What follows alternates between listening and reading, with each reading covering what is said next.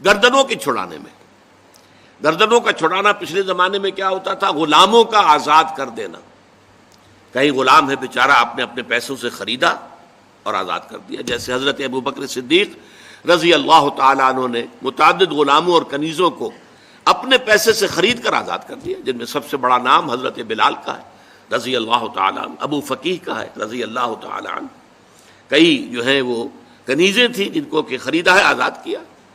یہ پھر رقبہ کہتے ہیں گردن کو، گویا کہ اس کی گردن پھنسی ہوئی تھی شکنجے میں، غلامی کے شکنجے میں تھی اور آپ نے چھڑا دیا. آج کا معاملہ کیا ہے؟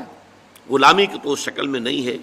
بسا اوقات ایسا ہوتا ہے کہ کوئی کاروباری شخص کسی قرض کے چکر میں ایسا پھنس جاتا ہے کہ پوری کوشش کرنے کے باوجود نہیں نکل پا رہا، جتنے ہاتھ پاؤں مار رہا اور پھنس رہا ہے.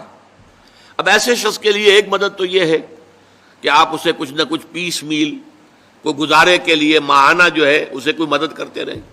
یہ بھی ایک صورت ہے، کیونکہ وہ اس وقت پھنسا ہوا ہے، کمائی نہیں کر پا رہا، اس کی کوئی آمدنی نہیں ہے، لہذا سسٹیننس کے لیے، اس کو برقرار رکھنے کے لیے کچھ نہ کچھ تو دو. ایک یہ ہے کہ کوئی لمپ سم قسم کی بڑی امداد کی جائے تاکہ ایک دفعہ وہ قرضے سے نجات پا جائے، تاکہ اثر نو اپنی معاشی زندگی کا آغاز کر سکے.